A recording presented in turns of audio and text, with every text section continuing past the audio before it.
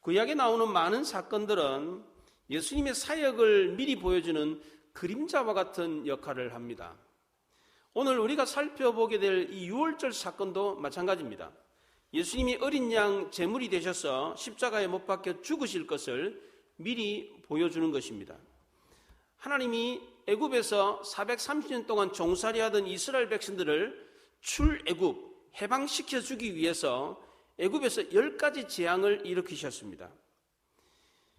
애굽의 바로왕이 쉽게 이스라엘 백성들을 놓아주지 않을 것을 예상했기 때문입니다. 이 10가지 재앙 중에서 10번째 재앙은 애굽의 모든 장자들이 다 죽는 재앙이었습니다. 하나님은 애굽에 살고 있는 이스라엘 백성들만큼은 이 재앙을 당하지 않도록 하기 위해서 유월절 어린 양을 잡아가지고 그 피를 문설주와 임방에 이렇게 바르도록 했습니다. 여호와 하나님이 밤에 애굽의 모든 장자들을 다 죽일 때에 문설주와 임방에 피가 발려져 있는 집은 들어가지 않고 넘어갔습니다. 그래서 그것을 유월절이라고 합니다. 넘을 유자에 넘을 월자, 영어로는 패스오버, 이렇게 넘어갔다는 겁니다. 그거를 유월절 사건이라고 합니다. 유월절 절기에 잡았던 이 어린 양은 십자가에 못 박혀 죽으시는 예수 그리스도를 예표하는 것이었습니다. 왜냐하면 유월절 어린 양이 죽은 그 피를 보고 여호와의 사자가 넘어가서 장자들이 죽지 않았기 때문입니다. 예수님도 역시 마찬가지입니다. 예수님이 어린 양처럼 대신 우리를 위해서 죽으심으로 우리가 죽지 않았기 때문입니다. 10번째 재앙은 애굽 전역에 내린 죽음의 재앙이었습니다. 종전에 9번째 재앙까지는 그 성격이 다릅니다. 9번째까지 하고 10번째까지는 성격이 달라요. 10가지 재앙, 피, 개, 이, 파가 독종, 우박매를 암장했다. 이게 10가지 재앙이에요. 첫 자만 따가지고. 예. 그래서 피 재앙, 피가 되는 거, 개구리 재앙, 이 재앙, 파리 재앙, 가축의 온역, 독종, 우박, 메뚜기, 암흑. 이 9번째 재앙까지는 직접 사람을 죽이는 재앙이 아니었습니다. 그런데 10번째 재앙은 사람의 장자뿐만 아니라 짐승의 첫 새끼까지 다 죽이는 재앙이었습니다. 이 재앙이 얼마나 크고 무서웠던지 11장 6절에서는 온 애굽 땅에 전무후무한 큰 부르짖음이었다, 그렇게 말합니다. 지금까지 이렇게 크게 울어본 역사가 없었다는 거예요. 예. 죽임을 당하지 않는 집이 한 집도 없었습니다. 모든 집이 다 죽임을 당했습니다. 애굽의 바로왕도 예외가 아니었어요. 큰아들 장자가 죽었습니다. 바로왕은 이 재앙이 얼마나 무서웠던지 그날 밤에 곧바로 모세와 아론을 불러가지고 너희들이 원하는 대로 이스라엘 백성들을 데리고 빨리 나가라, 이렇게 말을 했습니다. 애굽 사람들도 이스라엘 백성들에게 은근 패물, 의복까지 주면서 제발 좀 빨리 나가십시오, 빨리 나가십시오, 이렇게 재촉을 했습니다. 얼마나 무섭고 두려웠으면 그렇게까지 했겠습니까? 사탄의 하수인 노릇을 했던 바로가 손을 들 정도로 무서운 재앙이었습니다. 이 재앙은 죽음보다 더 무서운 재앙이었습니다. 유월절 사건으로 애굽의 모든 장자들이 다 죽었습니다. 사람과 짐승을 막론하고 애굽에 처음 난 것은 다 죽었습니다. 고대 근동에서 처음 난 것은 가장 중요하다, 가장 소중하게 여겼습니다. 우리나라도 그렇잖아요. 장자를 가장 중요하게 생각하지 않습니까? 만약 여러분의 가정에 장자가 죽었다고 한번 생각해 보십시오. 만약에 여러분의 남편이 장자라면, 여러분의 남편의 어머니, 아버지가 살아계시다면 그 남편도 죽어야 돼요.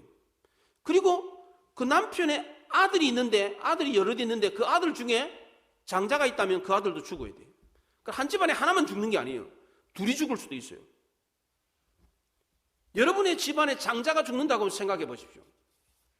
상상하기도 싫죠. 그렇지 않습니까?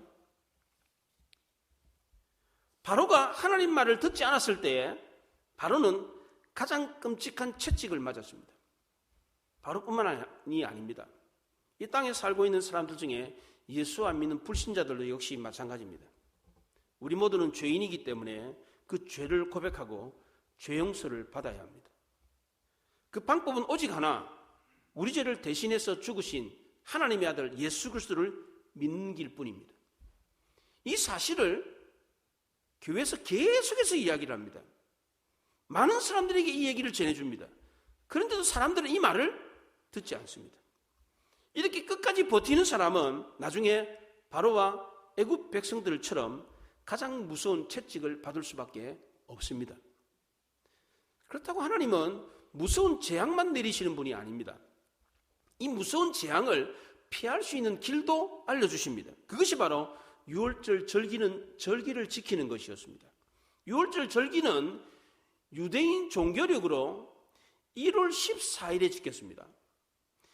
이스라엘을 출애굽하면서 역사의 새로운 장을 열었습니다. 새로운 국가가 탄생한 겁니다. 이때를 새로운 출발로 삼아가지고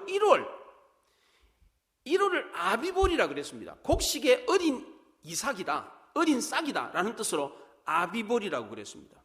그래서 이때부터 새 농사를 지었습니다. 나중에 이스라엘 백성들이 바벨론 포로로 끌려갔을 때 바벨론 달력으로 쓰게 됐을 때는 이 1월을 니산월이라 그랬습니다. 바벨론의 1월을 니산월이라 그랬습니다.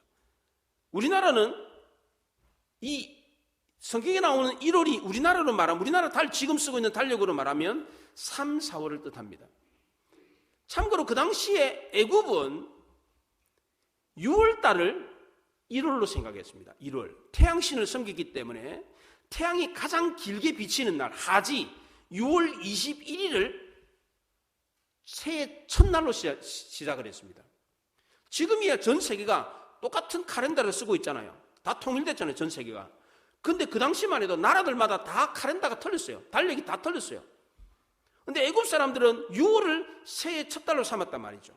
왜냐하면 태양신을 섬겼기 때문에. 근데 이스라엘은 출애굽한 그 날을 역사의 시작으로 생각해가지고 아비볼, 그거를 1월로 생각을 했습니다. 그래서 1월 14일 날 저녁에 유월절 어린 양을 잡는 절기를 지켰습니다. 이스라엘 백성들에게 1월 이 아비볼은 새해의 시작을 의미하는 것과 동시에 1월 14일 날 유월절 사건을 통해서 구원을 얻은 새 생명을 얻은 사건의 날이었습니다. 오늘날 우리로 말하면 우리가 예수 믿고 영적 생명을 얻은 중생한 날을 뜻하는 것입니다. 우리는 태어난 생일을 몇 년마다 꼬박꼬박 챙겨 먹지 않아요? 미역국 끓여 먹고 생일 케이크 놓고 축하도 하고 그러면서 생일 축하하지 않습니까? 그런데 영적 생명이 태어난 날, 중생한 날을 기념하는 경우는 별로 없어요. 여러분 가정에 세례받은 날을 매년마다 축하하는 가정이 있습니까? 없지요. 별로 없죠. 거의 없습니다. 사실 엄밀히 따져서 육적 생명이 태어난 날보다 영적 생명이 태어난 중생한 날이 훨씬 더 중요합니다. 왜냐하면 육적 생명은 살아봐야 70년, 80년입니다. 그러나 영적 생명은 영원히 사는 것이기 때문입니다. 그래서 사실 영원히 기억해야 될 날은 생일이 아니라 내가 영원한 생명을 얻은 중생한 날입니다. 이 중생한 날은 예수 그리스도를 구주로 믿고 신앙을 고백하고 세례받은 날과 같은 것입니다. 내가 언제부터 예수 믿어서 영원한 생명을 얻게 되었는가? 사실 이 날이 더 중요한 것입니다. 왜냐하면 이 날은 영원히 기억될 날이고 영원히 지속될 날이기 때문입니다. 이런 의미에서 이스라엘 백성들은 6월절 절기를 행했던 이 1월, 이 아비볼을 새해 첫날로 잡았습니다. 그럼 이스라엘 백성들은 이 6월절 절기를 어떻게 지켰습니까? 이 중요한 날을 어떻게 지켰습니까? 첫째는 6월절 제물은 흠없고 1년 된 양이나 염소 중에서 수컷을 제물로 삼았습니다. 아무거나 제물로 드린 게 아닙니다. 반드시 흠이 없어야 되고 1년 된 염소나 양의 수컷을 제물로 삼았습니다. 이 제물이 흠이 있는지 없는지 확인하기 위해서 1월 10일 날 끌고 와서 집에다가 들여다 놓습니다. 그리고 살펴봐요. 그리고 1월 14일 날 이 제물을 잡습니다. 양뿐만 아니라 염소도 가능하게 했는데 그것은 그 당시에 염소가 양보다 훨씬 더 가격이 쌌기 때문입니다. 가난한 사람들도 이 유월절을 지킬 수 있도록 하기 위해서 그렇게 했습니다. 그래서 성경에 나오는 어린 양이나 아사셀 염소가 십자가에 못 박혀 죽으시는 예수 그리스도를 상징하는 것입니다. 왜냐하면 이스라엘 백성들을 위해서 대신 죽었기 때문입니다. 유월절 제물이 흠이 없어야 되는 것처럼 예수님도 흠이 없어야 했습니다. 히브리서 4장 15절에 우리에게는 있는 대제사장은 우리의 연약함을 동정하지 못하실 리가 아니요 모든 일에 우리와 똑같이 시험을 받으시되 죄는 없으시니라 그렇게 말을 했습니다. 흠이 없어야 된다. 이 조건이 얼마나 중요한 조건이었던지 하나님이 이스라엘 백성들에게 양과 염소를 잡을 때에 바로 잡지 말고 10일 날 그걸 끌고 와가지고 4일 동안 지켜보고 난 뒤에 잡으라 그랬어요. 이스라엘 백성들은 4일 전에 양이나 염소를 끌고 옵니다. 집안에 끌고 와가지고 지켜봅니다. 그리고 양과 염소를 보면 양이나 염소를 보면서 이 나중에 죽어야 될 양이나 염소가 바로 자기 자신이라는 것을 알게 됩니다. 1년 된 새끼니까 얼마나 예쁘고 귀엽겠습니까? 사람이나 동물이나 새끼들은 다 귀엽고 예쁩니다. 그렇잖아요? 그렇게 예쁘고 귀여운 양이나 염소를 1월 14일 날 저녁에 잡아야 되니까 이게 쉬운 일이겠습니까? 이 누가 잡습니까? 이거를 제사장이 잡아주는 게 아닙니다. 이스라엘 백성들 각자가 잡아야 돼요. 3절 중반절에 너희 각자가 어린 양을 잡을지니 그랬습니다. 왜 어린 양을 잡아야 됩니까? 자기 죄 때문입니다. 이 어린 양이 자기 죄 때문에 죽는다는 사실을 알면 자기가 범한 죄가 얼마나 무서운 죄인가를 깨닫게 됩니다. 4일 동안 순결하고 순진한 이 어린 양의 눈망울을 보면서 하나님의 은혜가 얼마나 큰지 다시금 되새겨보게 됩니다. 그 죄 때문에 내가 죽어야 되는데 내가 죽지 않고 대신해서 어린 양을 죽게 하신 것 얼마나 감사한지 얼마나 큰 은혜인지 다시 한 번 더 되새겨보게 되는 것입니다.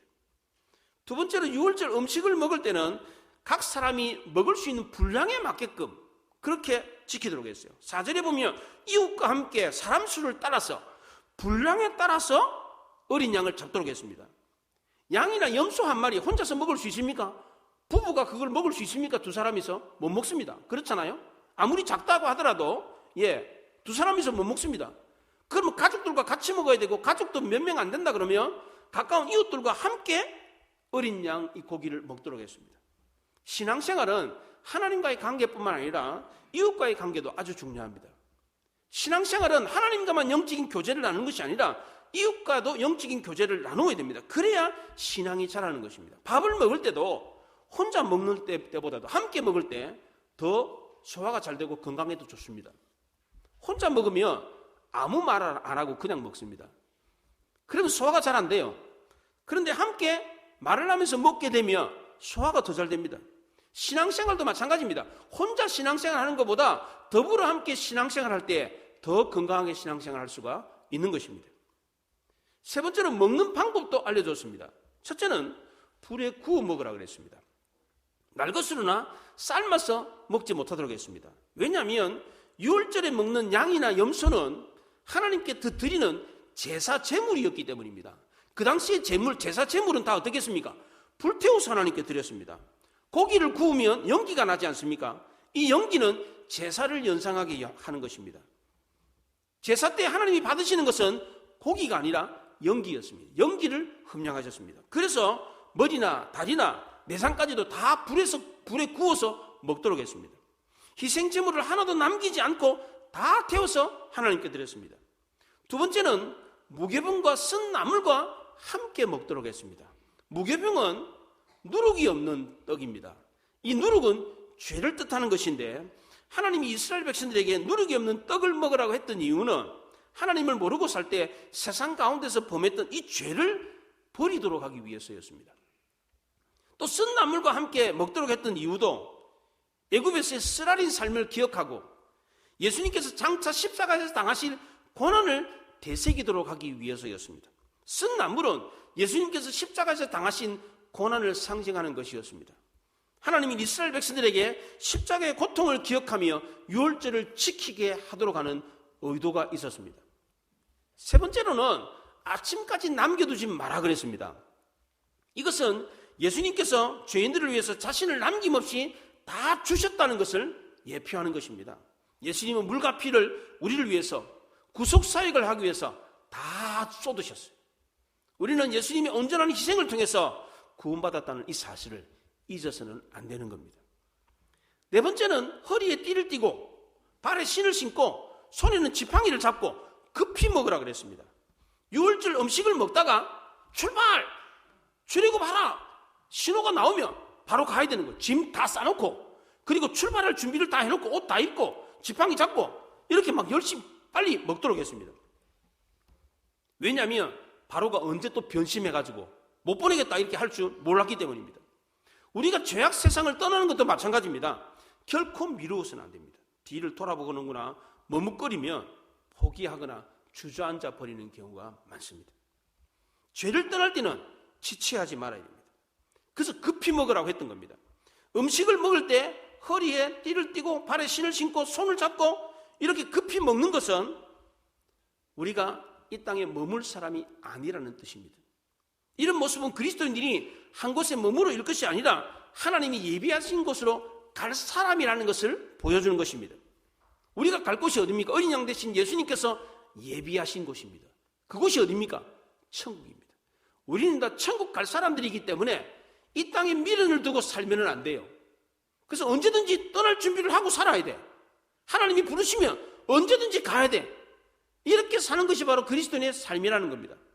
마지막 다섯 번째로 어린 양을 잡을 때는 뼈를 꺾어서는 안 되었습니다. 오늘 본문에는 나오지 않는데 유월절을 지키는 사건이 3번 성경에 기록되어져 있는데 그 얘기 민수기 9장에는 이렇게 나옵니다. 그 뼈를 하나도 꺾지 말아서 유월절 모든 규례대로 지킬지니라 그렇게 말했습니다. 유월절 어린 양은 예수 그리스도를 뜻하는 것이었기 때문입니다.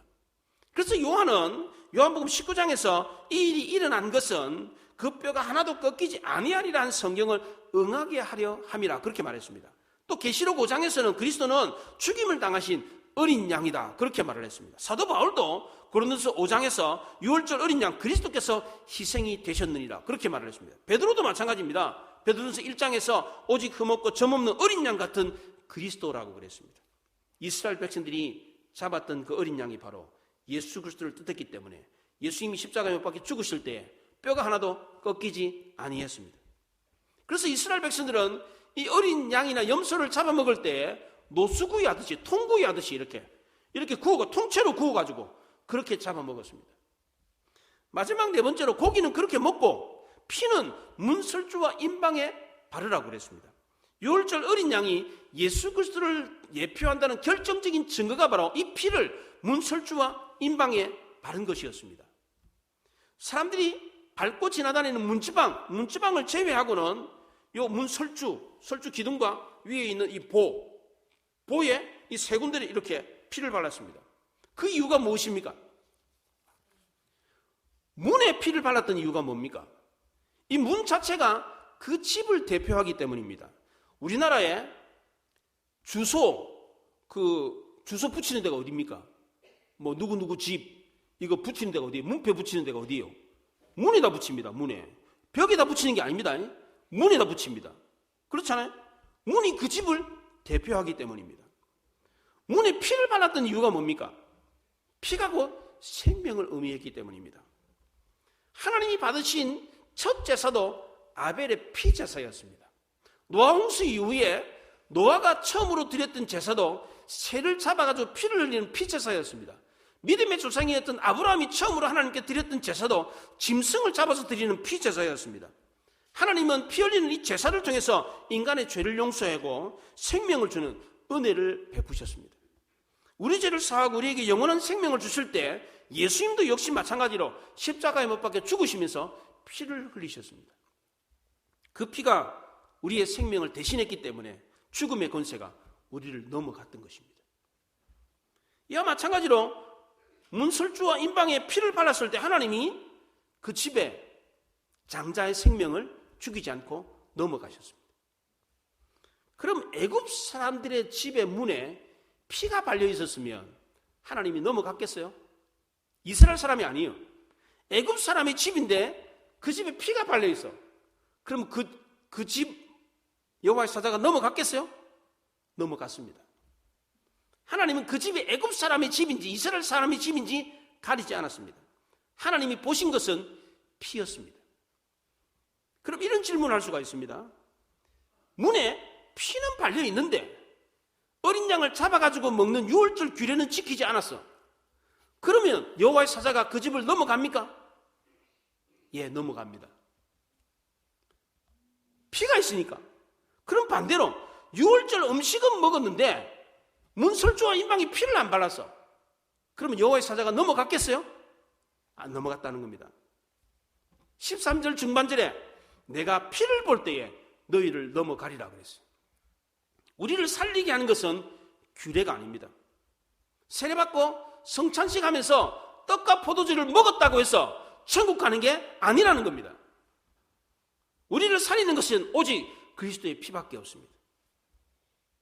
죽음을 면하게 하는 것은 예수 그리스도의 보혈의 공로밖에 없다는 것입니다. 어린 양의 피는 예수 그리스도의 보혈을 뜻하는 것입니다. 그래서 베드로전서 1장 18, 19절에서 우리가 알거니와 너희 조상이 물려준 헛된 행실에서 대속함을 받은 것은 은이나 금같이 없어질 것으로 된 것이 아니요 오직 흠없고 점없는 어린 양 같은 그리스도의 보배로운 피로 된 것이니라 이렇게 말을 했습니다.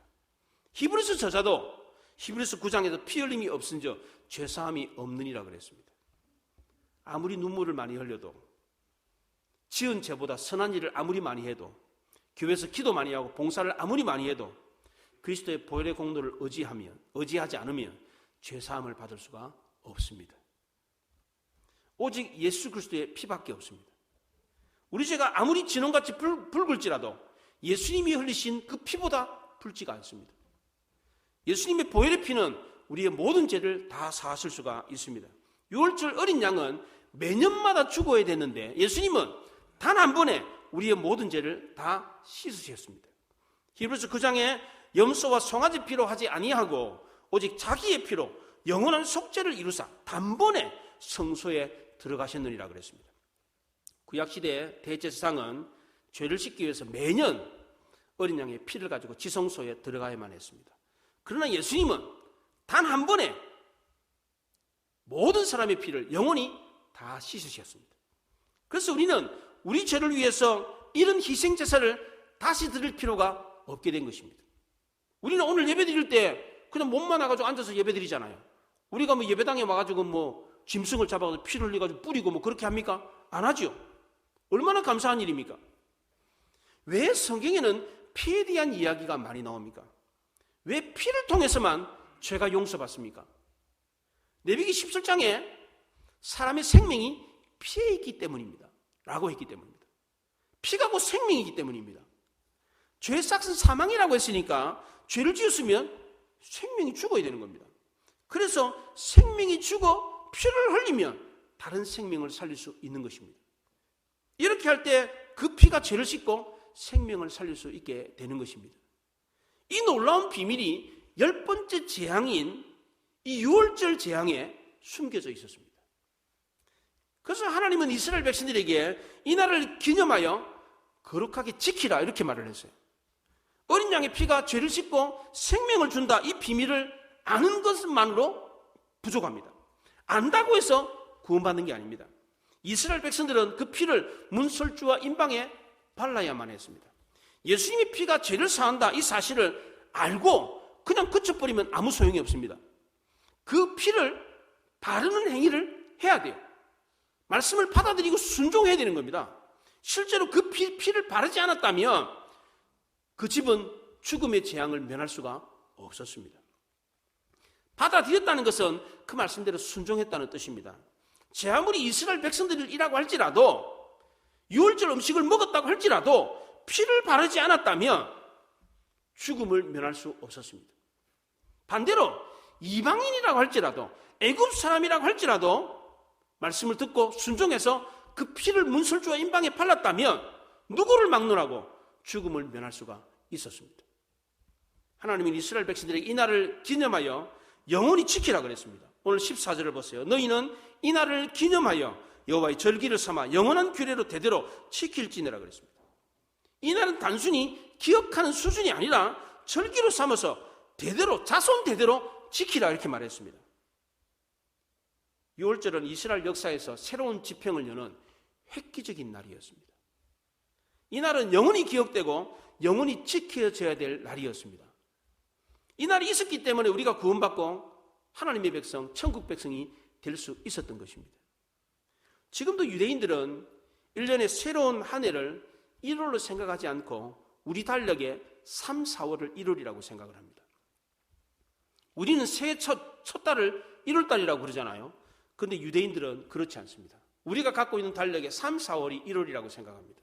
민족 해방, 영혼의 구원을 받은 이 6월절 절기가 있는 이 봄을 새로운 역사의 시작이라고 생각을 합니다.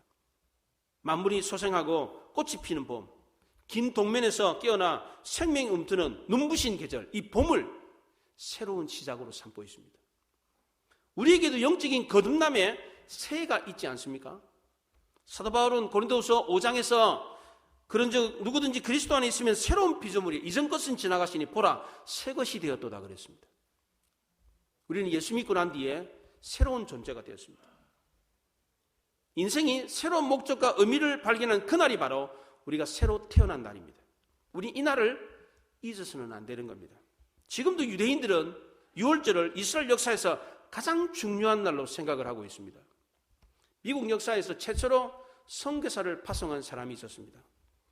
미국은 역사가 200년 정도밖에 안 되는 짧은 나라이지만 지금도 전 세계에서 가장 많은 선교사를 세계로 파송하고 있습니다. 그전에는 영국이 가장 많은 선교사를 파송했습니다. 영국 최초의 선교사가 윌리엄 캐리였습니다. 이 사람은 인도로 파송했는데 그 다음에 곧바로 미국에서도 인도로 선교사를 파송했습니다. 이 사람이 바로 아도니람 저드슨이라는 사람입니다. 이 사람은 인도의 선교사를 파송받고 인도뿐만 아니라 버마까지 가가지고 복음을 전했습니다. 이 사람이 30년 동안 선교 활동을 하고 미국 동부 보스턴 어느 교회로 돌아와가지고 선교 보고대회를 했습니다. 이때 많은 사람들이 기대감을 가지고 백발이 성성한 이 노 선교사의 설교를 들으려고 구름대처럼 몰려들었습니다. 이때 저드슨은 이런 설교를 했습니다. 하나님이 세상을 이처럼 사랑하사 독생자를 주셨습니다. 이 독생자 예수 그리스도께서 우리 죄를 위하여 십자가에 못 박혀 피 흘려 죽으셨습니다. 이 복음은 선교지에서도 동일한 소망이 되었습니다. 이러면서 설교를 마쳤어요. 사람들은 이 저드슨의 설교를 듣고 크게 실망했습니다. 미국 교인들은 그래도 미지의 땅 알지 못하는 그런 머나먼 나라에 갔으니까 그곳에 사람들이 어떻게 사는가, 그것은 어떤 모양인가, 그걸 알고 싶었습니다. 그래서 미지의 땅에 대한 이야기를 드라마틱하게 듣고 싶었는데 그런 얘기는 하지 않고 고작 한다는 얘기가 십자가 설교였어요. 하나님이 예수님 보내가지고 그 예수님을 죽게 했다, 이거였어요. 크게 실망을 한 눈치였습니다. 이때 저스틴이 정색을 하면서 이런 얘기를 했어요. 십자가 사건보다 더 비범하고 더 놀라운 사건이 어디 있습니까? 나에게 있어서 이 십자가만큼 더 중요한 사건은 없었습니다. 이렇게 말을 했습니다. 우리는 설교를 들을 때도 우스운 이야기, 신바람 나는 이야기, 뭔가 자극적인 이야기를 듣고 싶어 합니다. 그런데 오늘 들려주는 이 어린 양 사건 이야기, 이 6월절 사건 이야기는 웃으면서 할 수 있는 이야기가 아닙니다. 영원히 심각하게 기념하고 기억해야 될 이야기입니다. 한번 생각해 보십시오. 애굽의 모든 장자들이 다 죽었어요. 우리나라로 말하면 우리나라 인구의 25%가 예수 믿는다 그러는데 저는 25%라고 생각하지 않습니다. 교회 다니는 사람 다 천국 갈 사람 아니에요. 한 10% 되려나 모르겠어요. 대한민국 인구 10%. 대한민국 인구 10%만 그 집에만 초상이 안 났고 90%의 집안의 모든 사람들이 다 초상이 났어요. 다 죽었어요, 장자들이. 그런 가운데 초상이 나가 울고불고 난리가 났는데 교회에서는 우리는 안 죽었다, 이거 잘 죽었네, 이러면서 웃으면서 이렇게 이야기할 수 있습니까? 이 사건을 그렇게 이야기할 수 있습니까? 그렇게 후손들에게 이야기를 할 수 있습니까? 그랬다가는 난리가 났을 거예요. 애굽 사람들이 돌 던지고 난리 났을 거예요.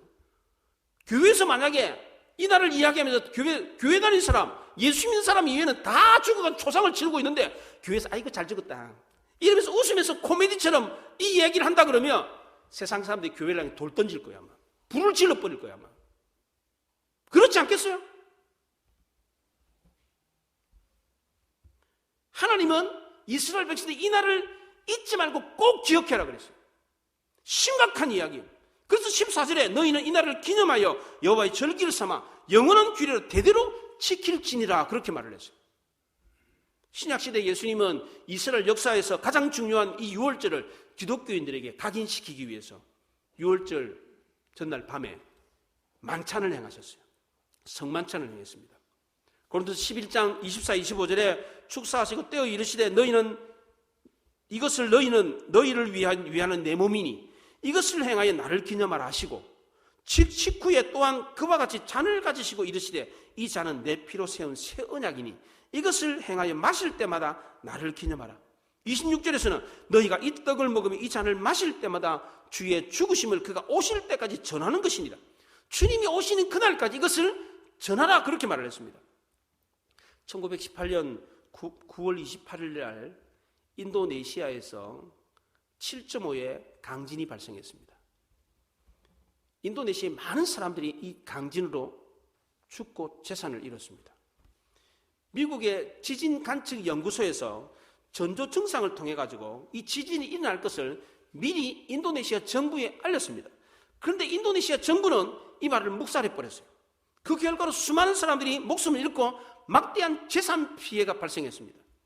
이 사건이 있은 이후에 인도네시아 정부를 포함해 가지고 주변에 있는 몇몇 나라들이 미국 지진 관측소를 대상으로 손해배상 청구를 했습니다. 왜 그렇게 중요한 정보를 알고 있음에도 불구하고 적극적으로 알려주지 않았느냐? 그건 분명 의무를 소홀히 한 것이다. 그러면서 손해배상 청구를 했어요. 미국 지진 관측소로서는 황당한 거예요. 알려주지 않았냐? 그렇게 했는데 피해 당사자들은 그걸 수긍할 수가 없었습니다. 어떻게 그럴 수가 있느냐? 그렇게 많은 사람들이 죽을 것을 알고 있었는데 그걸 알았다면 보다 더 적극적으로 알려야 되지 않느냐? 그러니까 너희들이 피해를 보상해라, 이렇게 소송을 제기했어요. 우리도 마찬가지입니다.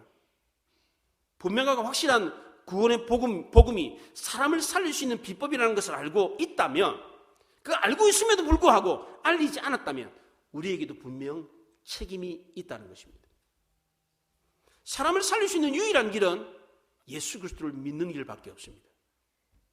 이 사실이 너무나도 중요하다는 것을 우리는 알고 있습니다. 알고만 있으면 됩니까? 그러면 안 되죠. 그래서 예수님은 부활하시고 난 뒤에 성천에서 하늘로 올라가기 전에 제자들에게 뭐라 그랬습니까? 너희는 가서 모든 족속으로 제자를 삼아 아버지와 아들과 성령의 이름으로 세례를 베풀고 내가 너희에게 분부한 모든 것을 가르쳐 지키게 하라. 지상명령을 내렸습니다. 하나님은 하늘에서 불신자들을 심판할 때 너희에게 선지자들이 있었고 복음 전하는 자들이 있지 않았느냐? 왜 그 사람들의 말을 듣지 않았느냐라고 물으십니다. 누가복음 16장에 부자와 나사로 이야기에 부자가 아브라함에게 이렇게 말했어요. 나사로를 내 아버지 집에 보내가지고 내 형제 5명이 이 불타는 지옥불에 오지 않도록 해주십시오. 그랬더니 아브라함이 그들에게는 모세와 선지자가 있으니까 그들에게 들을지니라 이렇게 말을 했어요. 이 땅에 모세와 선지자가 누굽니까? 먼저 예수 믿은 우리입니다. 우리. 부자와 나사로 이야기에서 그랬어요. 부자가 내 형제 5명이 있는데 형제들이 이 지옥에 오지 않도록 나사로 좀 보내달라 그랬더니 이미 있다 거기에. 모세와 선지자가 있으니까 그 사람한테 들으면 된다 그렇게 말했어요. 그 모세와 선지자가 어느 날 누굽니까? 우리입니다. 우리가 이 복음을 전해주어야 돼요. 그래야 불신자들이 하나님 앞에 갔을 때 불평하고 원망할 수가 없는 것입니다. 근데 만약 불신자들이 불평하고 원망한다면 그건 누구 책임이에요? 우리 책임입니다. 우리가 의무를 소홀히 한 것입니다. 미국 지진 관측소처럼 수많은 사람들이 죽을 거 알고 있었음에도 불구하고 적극적으로 알리지 않은 그 책임이 있어가지고 손해배상 청구를 당하게 되는 거예요. 책망을 듣게 되는 거예요. 우리 모두 이 놀라운 복음의 비밀을 만나는 사람마다, 가는 사람들마다, 가는 곳마다 전할 수 있기를 바랍니다. 내 생일을 알리고 자랑할 게 아니라 내가 영원한 생명을 얻은 이것을 자랑하고 알려야 돼요. 어떻게 내가 예수 믿고 영원한 생명을 얻었는지 이걸 알려주어야 돼요. 이건 알려줘도 그만, 안 알려줘도 그만이 아니에요. 듣든지 말든지가 하여튼 알려줘야 돼요. 하여튼 적극적으로 하여튼 귀에 못이 박히도록 들려줘야 돼요. 이렇게 할 수 있기를 바랍니다. 그래서 나를 통해서 수많은 사람들이 주께로 돌아오는 하나님께로 갔을 때 착하고 충성된 종이라고 칭찬받을 수 있는 우리 업무를 다하는 우리 모두가 될 수 있기를 바랍니다. 기도하겠습니다. 말씀을 생각하며 기도합니다.